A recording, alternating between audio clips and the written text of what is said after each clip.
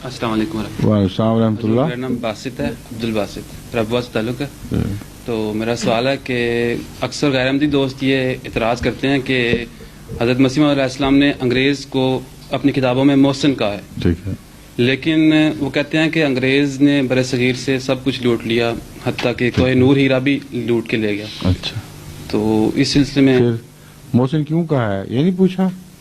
वो यही सवाल करते हैं कि उन्होंने क्यों, आपने बताया क्यों नहीं उनको? मोहसिन यूं कहा है कि हिंदुस्तान में एक हाल था ऐसा, खास तौर पर पंजाब में, जबकि मुसलमानों के लिए वो एक तनूर तपाया हुआ था, कोई उनका पुरसाने हाल नहीं था, अजानें उनकी बंद, मस्जिदें उनकी वीरान कर दी गईं, उनको ऐसा जलील और रुसवा कर दिया सिख हुकूमत ने, जो लुटेरे मुख्तलिफ खानदान थे, उनकी जब बारी आती थी ताकत की तो मुसलमानों को सफाया कर देते थे, बिल्कुल बेहैसियत, जो अपने मजहब पर अमल करने की ताकत नहीं रखते थे। अंग्रेज जब आया है पंजाब में तो उसका ये एहसान है कि हमें खुदा की इबादतों के लिए आजाद छोड़ दिया। ये एहसान है कि नहीं? इसलिए जो एहसान है उसको मानना चाहिए। उससे जो दूसरी ज्यादतियां वो मनफ खत्म तो नहीं हो जाया करती। फिर आपने इंसाफ की तारीफ फरमाई है कि यहाँ इस अंग्रेज कौम ने दूसरी खूबी ये दिखाई कि जो हुकूमत की है इंसाफ के साथ की है, हर फिरके के दरमियान, हर मजहब, कौम, हर रंग के दरमियान इंसाफ से फैसले किए हैं। ये दो तारीफें हैं जो हज़रत मसीह मौऊद अलैहिस्सलाम ने फरमाई हैं। इसके अलावा हज़रत मसीह मौऊद अलैहिस्सलाम ने अंग्रेजों के मजहब की वो बुराइयां बयान की हैं कि कभी हिंदुस्तान में, सारे हिंदुस्तान में मौलवियों ने मिलकर वो बुराइयां नहीं बयान की थी कि खुदा के शरीक बनाने वाले, बंदे को खुदा बना लेने वाले, दज्जाल, वो काना दज्जाल जिसकी पेशगोई की गई थी, वो कौम जिसने दुनिया में सबसे बड़े फितने बचाने थे, ये वो लोग हैं। वो नहीं इनको दिखाई देता? क्या एक खुशामदी ये किया करता है? एक हक परस्त है जो बात कर रहा है। जहां सच है वहां सच्ची तारीफ हर एहसानमंद के लिए लाजिम है कि वो करे। जहां जुल्म और फसाद और ज्यादती है वहां बहादुरी का तकाजा है कि सल्तनत की अजमत की कोई परवाह न करे और जो हक है वो खुदा के नाम पर खुला बयान करे। ये दो बातें बैक वक्त हैं जो मसीह मौऊद अलैहिस्सलाम के किरदार को जाहिर करती हैं।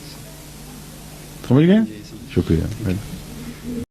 और एक सवाल यह है कि मेरे वालिद साहब जो हैं वो दरवेश हैं, वो अक्सर उसके पास बहुत से लोग ऐसे आते हैं जिनके दांतों में दर्द होता है, ठीक है, वो कुछ कागज पर लिखते हैं तो तावीज, वो कुछ लफ्ज अरबी में लिखते हैं, उस पर कील ठोंकते हैं।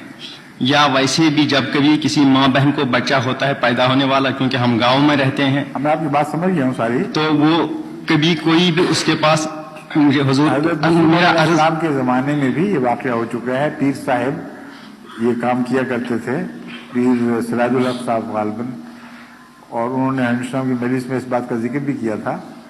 हज़रत मसीह मौऊद अलैहिस्सलाम मुस्कराए, आपने उनको कहा ठीक है तुम करके देखो, कील ठोकने से अगर किसी के दांत का दर्द दूर हो जाए तो हमें क्या। इसलिए नहीं, मेरा अर्ज जहां तक इस फेल का ताल्लुक है, ज्यादा से ज्यादा अबस कह सकते हैं इसको, लेकिन हराम नहीं कह सकते। समझ गए? अबस फेल है। हुजूर मैंने समझा अबस का मतलब है बेकार कोशिश है। इत्तेफाक हो सकता है कि वो कामयाब हो जाए, लेकिन हमारे इल्म में कोई ऐसी दलील नहीं है जिसकी रूह से हम उसमें तासीर को वाक़ियतन तस्लीम करें। इसलिए जिन बातों की तफासील का हमें इल्म नहीं है, उनके इनकार का भी हमें हक नहीं है। वजह यह है कि बतौर दम के सूरह फातिहा का दम रसूलुल्लाह सल्लल्लाहु अलैहि वसल्लम के ज़माने में साबित है। सूरह फातिहा तो शिफा है, इसका एक नाम शिफा है। सूरह फातिहा के दम तक तो हमें इल्म है कि ये जायज़ है, लेकिन ये ज़रूरी नहीं कि हर मरीज को ये ज़रूर अच्छा करे। इसलिए लाइल्मी का पहलू भी दाखिल रहेगा। कहीं ये अच्छा करेगी, कहीं नहीं करेगी। अगर हर जगह ये दम कामयाब हो तो दुनिया से मर्ज मिट जाए। कोई बीमार बाकी न रहे, डॉक्टर महमूद की जरूरत ही नहीं रहती। जी हुजूर। समझ रहे हैं ना? जी हुजूर। इसलिए इल्म की हद तक सिर्फ ये साबित हुआ कि रसूल साहब ने फरमाया कि इसमें शफा का इम्कान है, जिस्मानी मर्ज पर भी काम आ सकती है। तफसील बयान नहीं फरमाई कि कब और कैसे काम आएगी, लेकिन जिस वक्त की ये बात है वो वाकयात बताते हैं कि असल बात क्या थी। बास सहाबा हजरत रसूलुल्लाह सल्लम के बाद सहाबा 2-3 एक सफर पर थे और भूखे थे, प्यासे थे, उनको अपनी बका के लिए जरूरी था कुछ हासिल करें। करीब का जो कबीला था वो दुश्मन कबीला था, मजबूर हुए उसके पास जाने पर। उन्होंने देखा और इनकार कर दिया कि जाओ, हम तुम्हें कुछ नहीं देंगे। जब वो बाहर निकले तो अभी दूर नहीं गए थे तो उनके सरदार को इल्म हुआ। वो शदीद सर दर्द में मुब्तला था जिससे उसकी जान निकली जाती थी। उसने कहा कि तुमने बेवकूफी की है, शायद उनको कुछ इल्म हो सर दर्द का इलाज, उनको दोबारा पकड़ के लाओ। वो भागे और उनको वापस बुला लाए कि हमारा सरदार बुला रहा है। सरदार ने उनको कहा कोई तुम्हारे पास इलाज है इसका? मैं तो बहुत तकलीफ में हूं।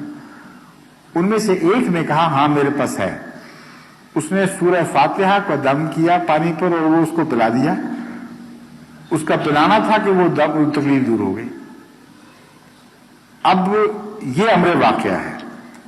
उसके नतीजे में खुश होकर उसने उनको कुछ बकरी, कुछ और खाने पीने के सामान दिए, खूब लाद कर वापस भेजा और वो उन्होंने खाया, इस्तेमाल किया और रसूलुल्लाह सल्लल्लाहु अलैहि वसल्लम के पास, मगर एक ने गालिबन नहीं किया या वो मुतरद्दिद था।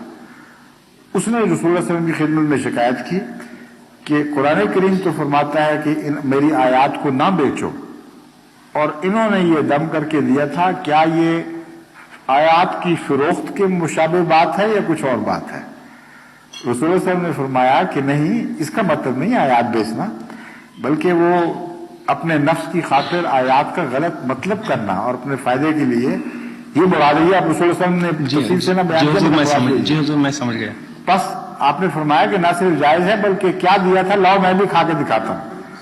तो आपने उसमें से खुद भी इस्तेमाल किया ताकि वहां सा शक भी दूर हो जाए। अब यह कतई तौर पर साबित हो गया कि सूरह फातिहा में जिस्मानी शफा के इम्कानात हैं, लेकिन आप हर सर दर्द पर इस्तेमाल करके देखें, काम नहीं करेगी। बिल्कुल जी हुजूर। क्यों नहीं करेगी? इसका मतलब है कि सूरह फातिहा कोई मैकेनिकल दम नहीं है जिस तरह आजकल के मौलवियों ने बनाया हुआ है, बाज पेशावरों ने बनाया हुआ है। जी हुजूर। कोई और हिकमत है इसकी शिफा में, और वो दुआ और तवक्कुल है। उसके साथ जब सूरह फातिहा पढ़ी जाती है तो इसमें शिफा का रंग पैदा हो जाता है, वरना बरह रास्त मैकेनिकल लफ्ज बोलने से शिफा नहीं बनती। इसका तजुर्बा मैंने एक दफा किया मर्दान में। मैं दौरे पर गया हुआ था और बहुत से कसरत से गैर अहमदी, वो मस्जिद अब उन्होंने बाद में शहीद कर दी, उसमें कसरत से गैर अहमदी पठान दूर दूर के इलाके से आए हुए थे। और मुझे उस जमाने में मीग्रेन बड़ी सख्त हुआ करती थी। बाद में अल्लाह के फजल से मैं अपना इलाज होम्योपैथी खुद करता रहा तो ठीक हो गई। उस जमाने में अभी मुझे होती थी दाई तरफ की शदीद दर्द, जिसके साथ वॉमिटिंग होती थी बड़ी सख्त और रुकती नहीं थी किसी चीज से। तो मैं सजदे में था तो मुझे यूं लगा जैसे मैं उल्टी कर दूंगा, और मुझे ये ख्याल आया कि शमातत अदा होगी, दुश्मन हंसेगा। तो मैंने नियत की कि सूरह फातिहा अब तलावत करूंगा तो इस नियत से तलावत करूंगा कि ऐ खुदा मेरी इस मर्ज को शफा दे, अगर इसमें शफा है तो आज मुझ पर इसको इस्तेमाल फरमा। और मैं खड़ा हुआ और उस सूरह फातिहा के बाद मैं भूल ही गया कि सर दर्द थी भी कि नहीं।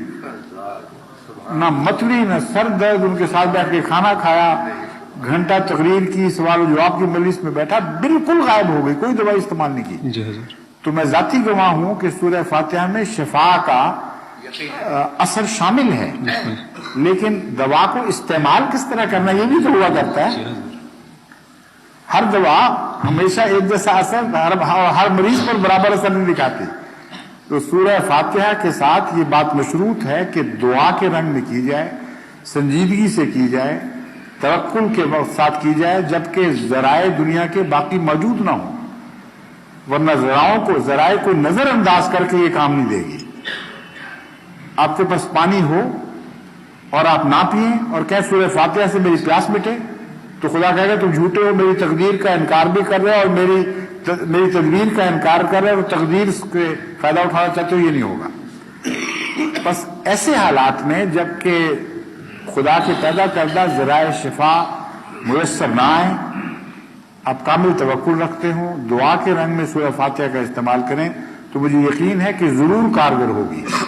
میں اپنے ذہن میں تجربہ کر چکا ہوں. جی حضور. لیکن اگر ایسی صورت نہ ہو تو میں یہ کہہ دینا کہ اس میں شفا ہے, اس کو دم کے طور پر استعمال کرو, یہ جائز نہیں ہے. یعنی جائز ہو بھی تو بے معنی ہے, اس کو آپ بس کہتے ہیں. جی سمجھ گئے؟ جی حضور.